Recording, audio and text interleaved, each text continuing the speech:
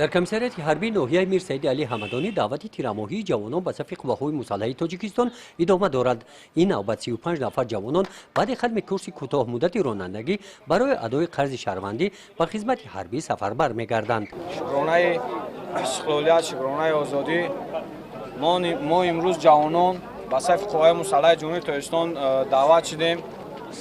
شکرانه تینجی آسودگی میکنیم و 35 نفر جوانان ناحیه حمدانی رو با شهادتنامه رانندگی تامین کردند و ما جوانان پیروان پیشوای ملتیم و با وطن خود به خلق خود صادقانه خدمت میکنیم.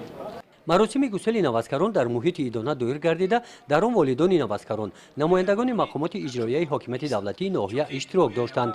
در برآمد رئیس ناحیه میر سید علی حمدانی به مناسبت دعوت تیرماهی جوانان به صف قواهای مسلح جمهوری تاجیکستان قید کرده شد. در قطار دیگر جوانان شهر و ناحیه‌های کشور عزیزمان سهم جوانان ناحیه در حفظ مادر وطن شایسته تحسین میباشد. جوانان ناحیه میر سید علی حمدانی در جزء تام‌های قواهای مسلح و دیگر ساختارهای حربی صادقانه خدمت نموده ایستاده از نام راهبری‌های قسم‌های حربی با عنوان مقامات اجرایی حاکمیت دولتی ناحیه و والدان عسکران بارها سپاسنامه‌ها وارد گردیدند.